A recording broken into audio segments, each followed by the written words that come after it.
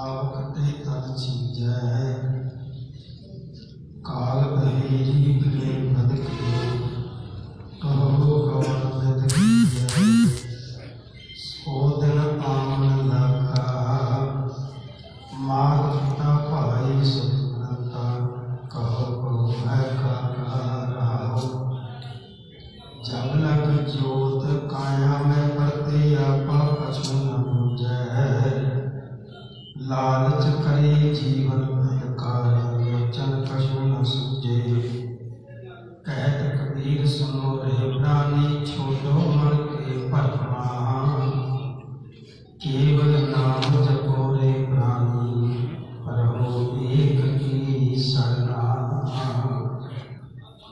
पतित पावन भगत वचन कृपा निधान सर्व प्रदा समर्थ खंडा जुग जुग टलवाइए जीवन राज सच्चा पातशाह शब्द गुरु जगत गुरु ज्ञान का सागर गुरु धन गुरु श्री गुरु ग्रंथ साहिब जी महाराज ने पावन पवित्र दरबार की हाजरी भर रही सर्व संतान भागी हो जो अपनी हाजरी गुरु चरणों च लवा रहे हो दास की हाजरी भी गुरु चरणों च प्रवान करो गुरु पति बुलाओ वाहिगुरू जी का खालसा वाहिगुरू जी की फतेह। एक खलीद होया जिहदी बाणी धन गुरु श्री गुरु ग्रंथ साहिब जी के अंदर उस बाबे फरीद की गद्दी का मरीद होया उसने अपना नाम रखिया गुलाम फरीद। बाबे फरीद का बोला वो एक शहर लिखता बड़ी सोहनी गल लिखता कहता एक भुल गया एक पलिया लाड़ ते नाजा ना एक गर्म रेत ते थल चलिया एक भुल गया मकसद आवण दा एक करके मकसद हल चलिया गुलाम फरीदा इत्थे सब मुसाफर ने कोई अज चलिया कोई कल चलिया। श्री गुरु गोबिंद सिंह साहिब जी महाराज फरमाते ने जल कहाँ थल कहाँ गगन के कौन कहाँ। सतसंग जी जल विच जीव जंतु है जीवन है थल विच धरती ते जीवन है आकाश विच जीवन है। इन्हां तिन्हां दी गल करके गुरु साहिब समझाते जल कहाँ थल कहाँ गगन के गौन कहाँ काल के बनाए सब काल ही पाए। धन गुरु श्री गुरु ग्रंथ साहिब जी महाराज फरमान करते ने मरण लिखाए मंडल में आए। गुरु साहिब जी सानू सिक्खिया देंगे बख्शिशा करते हैं कि भाई इत्थे जेड़ा भी आया उन्हें जाना है राना राम ना को रहे रंग न तोंग फकीर वारी आपको अपनी कोई ना बंदे जो आया सो चलसी इत्थे कोई टिकन वाला नहीं है सारे ने आपको अपनी वारी नाल तुर जाना। बाबा कबीर साहब वर्गे जिहड़े रूहानी मंजिलों के पानी उते इथों तक कहते हैं कि कबीरा पड़ोसी के जो हुआ तू अपनी भी जान अपनी भी बारी का ध्यान रख। सत्संग अज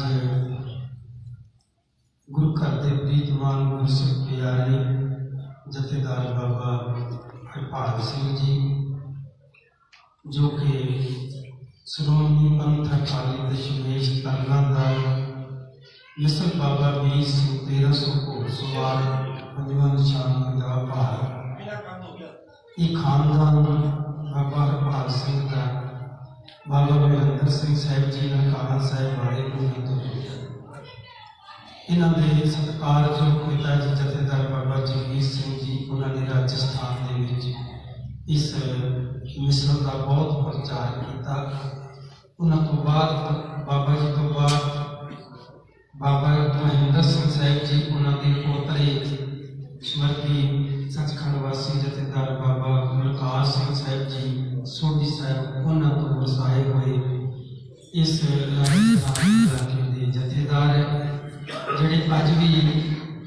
ਸਿੰਘ ਸਾਹਿਬ ਜਥੇਦਾਰ ਬਾਬਾ ਵੈਦ ਸਿੰਘ ਸਾਹਿਬ ਜੀ ਉਹਨਾਂ ਦੀ ਕਮਾਂਡ ਥੱਲੇ ਜਥੇਬੰਦੀ ਦਾ ਪ੍ਰਚਾਰ ਕਰਦੇ ਆ।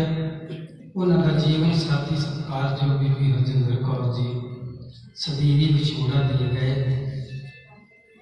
ਉਹਨਾਂ ਦੀ ਅੰਤਮ ਅਰਦਾਸ ਵਿੱਚ ਆਪਾਂ ਇਕੱਠੇ ਹੋਏ। ਸਾਧ ਸੰਗਤ ਜੀ, ਸੰਸਕਾਰ ਜਿਹੜੇ ਨੇ ਉਹ ਗੁਰਮਤਿ ਦੇ ਅਨੁਸਾਰ 4 ਮੰਨੇ ਗਏ ਨੇ, ਜਿਹਨੂੰ ਜਨਮ ਸੰਸਕਾਰ ਕਿਹਾ ਜਾਂਦਾ। ਉਸ ਤੋਂ ਬਾਅਦ ਦੂਸਰਾ ਵਿਦਿਆ ਸੰਸਕਾਰ, ਤੀਸਰਾ ਸ਼ਾਦੀ ਦਾ ਸੰਸਕਾਰ ਹੈ ਤੇ ਚੌਥਾ ਅੰਤਮ ਸੰਸਕਾਰ ਹੈ। ਇਸ ਨੂੰ ਅਸੀਂ ਅੰਤਮ ਸੰਸਕਾਰ ਕਹਿੰਦੇ ਹਾਂ ਤੇ ਜਿਸ ਦੇ ਵਿੱਚ ਹੁਣ ਅਸੀਂ ਜੁੜ ਕੇ ਬੈਠੇ ਹਾਂ, ਇਸ ਨੂੰ ਅੰਤਮ ਅਰਦਾਸ ਕਿਹਾ ਜਾਂਦਾ ਹੈ। ਸਾਧ ਸੰਗਤ, ਦਾਸ ਬਾਈਬਲ ਪੜ੍ਹ ਰਿਹਾ ਸੀ। ਬਾਈਬਲ ਦੇ ਵਿੱਚ ਇੱਕ ਜ਼ਿਕਰ ਆਉਂਦਾ ਹੈ, ਇਹ ਬੰਦੇ ਪੂਰੀ ਜ਼ਿੰਦਗੀ ਦੇ ਵਿੱਚ ਤੂੰ ਜੋ ਵੀ ਕਰਮ ਕੀਤਾ, ਬੁਰਾ ਕਰਮ ਕੀਤਾ, ਭਲਾ ਕਰਮ ਕੀਤਾ, ਉਹਨਾਂ ਦਾ ਹਿਸਾਬ ਹੋਣਾ ਹੈ।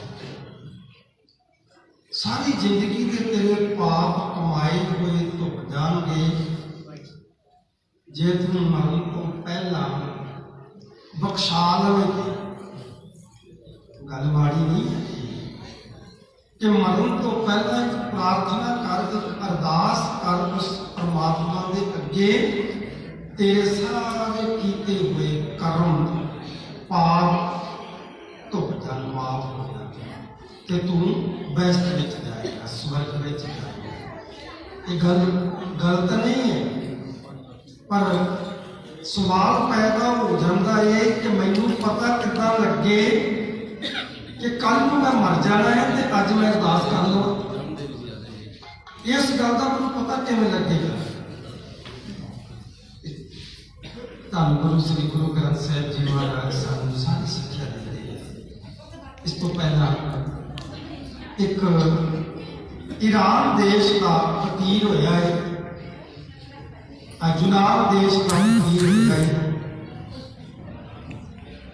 ਉਹ ਭਾਰਤ ਦੀ ਯਾਤਰਾ ਕਰਨ ਆਇਆ ਸੀ ਤੇ ਈਰਾਨ ਦੇਸ਼ ਦੇ ਵਿੱਚ ਉਹ ਆਪਣੇ ਮਿਸ਼ਨ ਦਾ ਪ੍ਰਚਾਰ ਕਰਦਾ ਪਿਆ। ਈਰਾਨ ਦਾ ਇੱਕ ਬੜਾ ਧਨੀ ਰਾਜਾ ਦਰਸ਼ਨਾਂ ਨੂੰ ਆਇਆ ਤੇ ਜਿਹੜੇ ਰੱਬ ਦੇ ਫਕੀਰ ਆ ਉਹਨਾਂ ਨੂੰ ਦੁਨਿਆਵੀ ਬੰਦਿਆਂ ਨਾਲ ਕੋਈ ਗੱਲ ਨਹੀਂ ਹੁੰਦੀ। ਉਹ ਖਸਮ ਦੀ ਰੌਂਦ ਨੂੰ ਪਛਾਣ ਲੈਂਦੇ ਨੇ ਤੇ ਉਹਨਾਂ ਨੂੰ ਸਮਝ ਆ ਜਾਂਦੀ ਹੈ ਭਾਵੇਂ ਜਿੱਦਾਂ ਮਰਜ਼ੀ ਕੋਈ ਰਾਜਾ ਹੈ, ਮਹਾਰਾਜਾ ਹੈ, ਖਸਮੇ ਨਦਰੀ ਕੀੜਾ ਉਹਦੀਆਂ ਨਜ਼ਰਾਂ 'ਚ ਸਾਰੇ ਕੀੜੇ,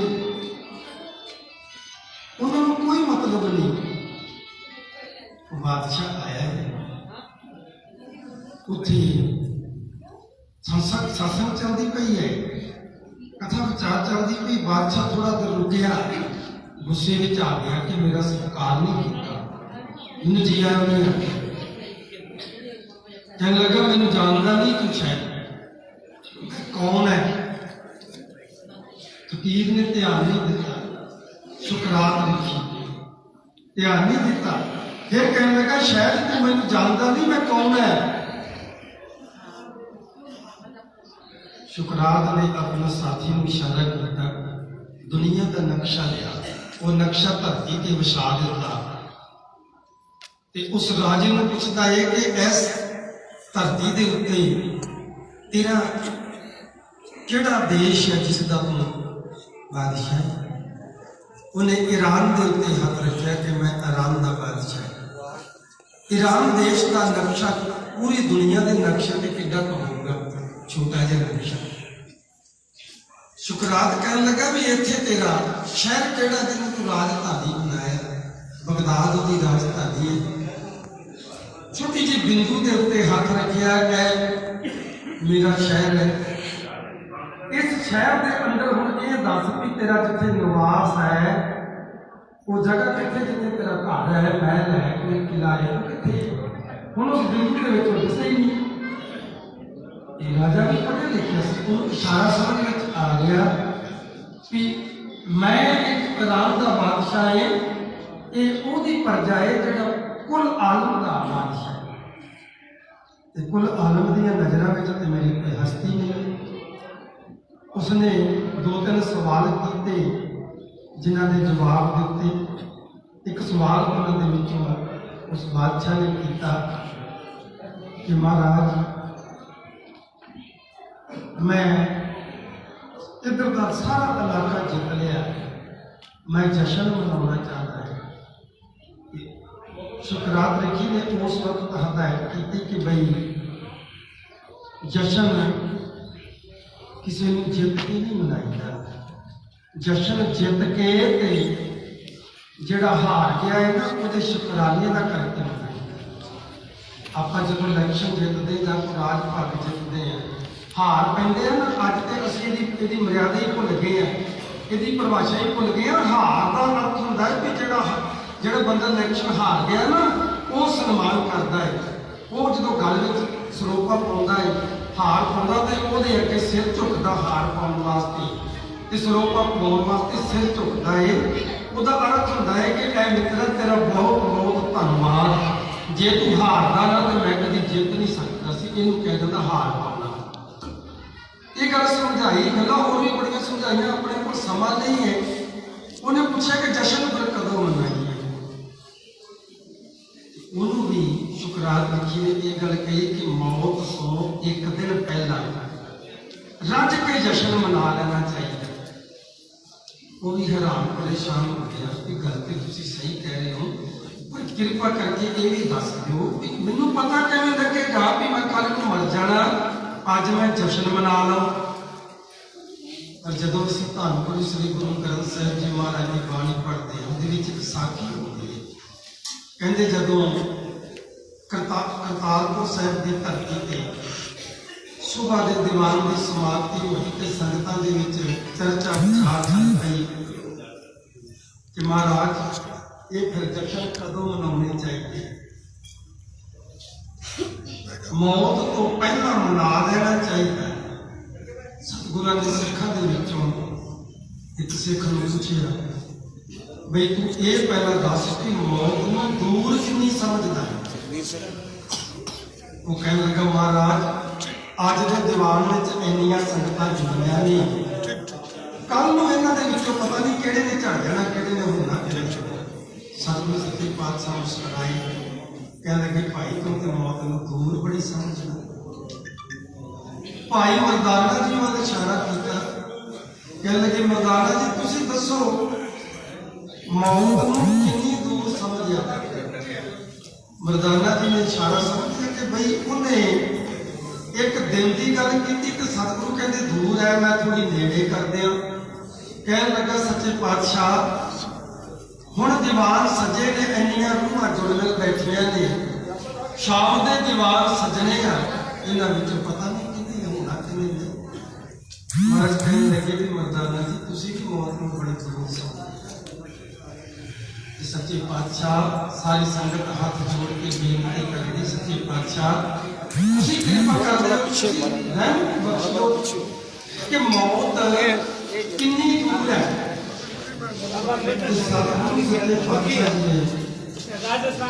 उस टाइम इशारा दिता, महाराज कहने लगे हम आदमी हाँ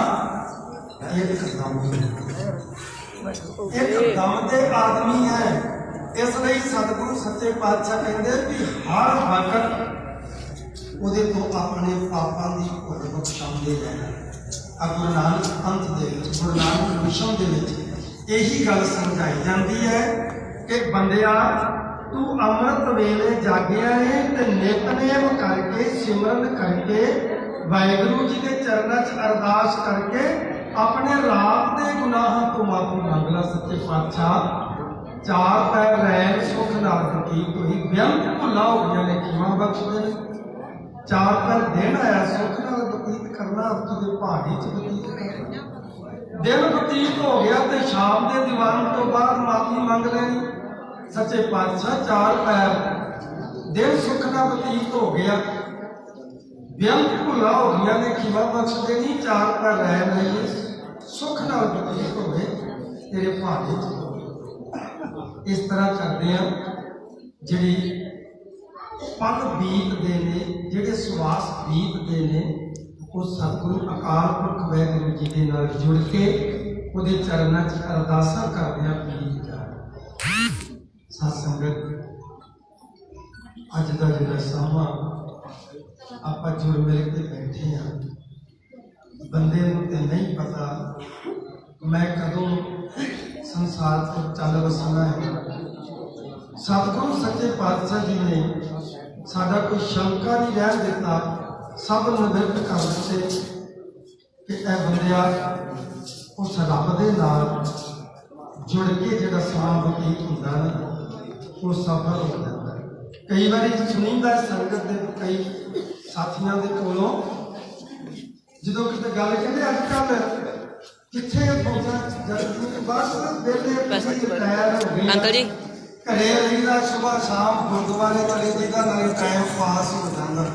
गुरु के प्यारिओ, टाइम पास सुत्तिया का भी होंदा, टाइम पास जेडे बीमार ने उन्होंने का भी होंदा, टाइम पास जेडे ताश खेलते हैं सत्त विच बैठ के। गुरुद्वारा साहब टाइम पास नहीं, गुरुद्वारा साहब सत्संगत दे विच अपने समय नूं सफला करने वास्ते, इत्थे पास करने वास्ते नहीं, इत्थे पास हो ही जांदा। ये बड़ा बलवान है, जेडे कल दे राजे सी वो अज कंगाल हो गए, जेडे कल दे बड़े सुशोभित किले सी अज खंडर नजर आउंदे ने। महाराज कहते जो आया सो चल सी, अपने समय दे नाल काल के बनाए सबे काल ही खपाएंगे। साध संगत दे विच आपां माता जी की अंतम अरदास करनी है। महाराज सच्चे पातशाह जी ने वैसे सनातन धर्म दे विच और भारत के कई मतां दे विच 2.5 मावां दर्शाईयां जांदियां ने, जिहड़ियां कि गुरमत दी कसमती ते पूरीआं नहीं उतरदियां, पर गुरमत दे अंदर 3 मावां नूं महत्ता दित्ती गई है। एक जननी नूं जिसने जन्म दिता है, दूसरा इस धरती माता नूं जिहड़ी मेरे जन्म तो लैके मरण तक, मेरे खत्म होने तक मेरी मिट्टी नूं भी संभालती है, मगरों ये धरती माता है। ते तीसरी जिहड़ी है वो मत माता है, ये बुद्धि जी है, इनू भी महाराज ने मां का दर्जा दिता। ते मां एक रब का दूसरा नाम है। अकबर बादशाह के दरबार में एक ब्राह्मण कथा करता है। एक दिन उसने मां शब्द से कथा की, एक शब्द बोल दिता कि मां का कर्ज कोई दे नहीं सकता। इसलिए तो सतगुरु ने कहा सो को मंदा आखिए जित जमै राजपान, मां का कर्ज कोई दे नहीं सकता। अकबर बादशाह कहने लगा वो भलिया हो सकता है तुम ना दे सकता हो सकता कोई ना दे सकता हो, मैं हिंदुस्तान का बादशाह है, मैं भी नहीं दे सकता। उस कथावाचक ने कह दिया शहंशाह मां का कर्ज हजरत मोहम्मद साहब भी नहीं दे सकता, तू कितना दे देगा। कह लगा अगर मैं मां का कर्ज उतार दिता ते कथावाचक कहता भी जो तू सजा देगा मैं वो लवांगा, अगर तू मां का कर्ज ना उतार सकिया ते अकबर बादशाह कहता जो तू इनाम मंगेगा मैं दे देवांगा। ये तय हो गया। अज अकबर बादशाह शाम को अपनी मां को गया, जाके मत्था टेकिया, मां ने मत्था चुनिया, छाती नाल लगिया, उहदियां गलावां तारियां, उहदियां सत्ते खैरा मंगियां, फिर जिक्र किया कि मेरा पुत्र जवान हो गया, हुण ते मां नूं भुल गया है, अज तैनूं मां का चेता किवें आ गया। कहने लगा मां एक कथावाचक ने कथा सुनाई कि कोई मां का कर्ज नहीं दे सकता, मैं तेरा कर्ज देने वास्ते आया, कोई है। मां टालदी है कि पुत्र मां पुत का काहदा कर्ज। कहने लगा नहीं मां तू मैनूं सच सच दस तेरा कोई कर्ज है मैं जिहड़ा उतार दा। मां ने देखिया क्योंकि मत माता क्या है बुद्धि, मत माता उन्हें कहा कि इन्हें मत देनी जरूरी है, ये भटक गया। कह लगे तू कर्ज उतारेगा, कह लगा उतारांगा। कह लगी फिर तेरी दर्शन किए तेरा मुखड़ा वेखिया सदियां बीत जांदियां ने, तू आया कर मेरे को सारा दिन तू अपना राज भाग का काम कार चलाया कर, पर रात को सौन वेले मेरे को आ जाया कर। जो मैं रज जावांगी तेरे दर्शन करके तेरा कर्ज मुक्त कर दिया। कहने लगा बस, कहने लगी बस। बिस्तर लगा दिता। राजा अजे गल्लां बातां करके सौन लगा ते पासा वटिया ते मां ने एक लोटा भर के उहदे बिस्तर उत्ते डोल दिता।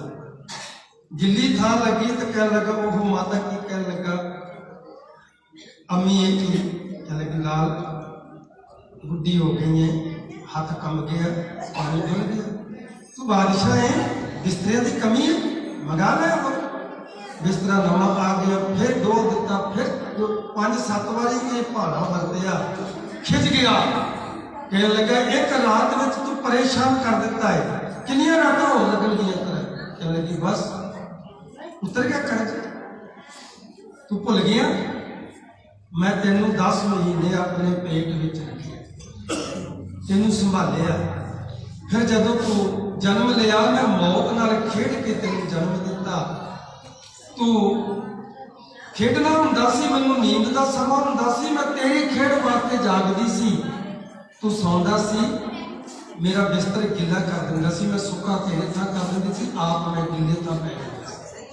तू दूजे पासे भी गिला कर दिंदा सी, मैं गिले थां पैंदी सी, तेनू अपनी हिक दे उत्ते सुवा दिंदी सी, तू वो भी गिला कर दिंदा सी। मैं ते कदी काली पई नहीं, मैं ते गुस्से च आई नहीं। इशारा काफी सी, चरना ते ढह पिया। कहने लगा मां का कर्ज सचमुच नहीं दे सकता। एक मां ही तो है जिहड़ी पुत दियां खुशियां की खुशी मनाउंदी है। पुत वड्डा हो रहा, मां छोटी हो रही है, पुत जवान हो रहा, मां बुढ़ी हो रही है, उसनों फिर भी खुशी महसूस होती है। गुरमत दे विच मां का बड़ा अदब है। उस मां वास्ते, उस इस्त्री वास्ते, उस औरत वास्ते जिहड़ी गुरमत अनुसार गुरु वाली है, अमृत धारी है। आप सारिया संगतां जुड़ मिल बैठे हैं, हुण अरदास करांगे गुरु के चरणों च। सच्चे पातशाह अब की बात बख्श बंदे को बहु न भवजन फेरा। बाइबल कहती है कि मौत तो एक दिन पहले आके माफी मांग ले, पर यही रहस्य ये पता किवें लगे कि कल मैं मर जाना तो अज मैं माफी मांग लवां। गुरु नानक मिशन ने एक ऐसी रीत चला दी कि साध संगत जिहड़ी है इहदी अरदास कभी व्यर्थ नहीं जाती। आप सारी संगत ने जुड़ मिल के विछड़ी रूह की आत्मिक शांति ते मुक्ति वास्ते अरदास करनी है। सच्चे पातशाह आप जी के भारे सत्कारयोग बीबी हरजिंदर कौर पत्नी जथेदार बाबा हरपाल सिंह जी इस संसार के आप जी के हुक्म अनुसार आए, जीवन यात्रा करते हैं। जाने अनजाने में बेअंत भुलां हो गई, जैसे बालक भाई सवाई लख बरात कमाल कार उपदेश चढ़के वो भाती बहु पिता कर पिछले औगन बख्श रब आगे बढ़ा। सतगुरु उदियां भुलां नूं ना चितारना, उन्हां भुलां दी खीमा बख्श देनी, विछड़ी रूह नूं अपने चरणों च निवास बख्शना, परिवार नूं भाणा मनण दा बल बख्शना, अगे तो सुख शांति प्रेम च पाक मिल जुल के बैठण दा उदम बल बख्शना, गुरसिखी जीवन बख्शना, चरणों का प्यार बख्शना। प्रधान साहब आए, सरपंच साहब आए, होर भी पतवंते सज्जन पहुंचे ने। सरदार हरपाल सिंह जी वालों जथेबंदी वालों सारिया संगतां दा जी आयो। कोटान कोट धन्नवाद जिन्होंने समय चो समा कढ़ के अंतम अरदास दे विच हाजरी भरी है। सारिया संगतां ने आपां जुड़ मिल के गुरु चरणों च अरदास करनी है कि अब की बार बख्श बंदे को बहु न भवजन फेरा। अगला प्रोग्राम स्टेज फैक्ट्री साहब दास एक विद्यार्थी बेअंत भुलां हो गईयां, गुरु की संगत बख्शो योग है जी, उन्हां भुलां दी खिमा बख्शो।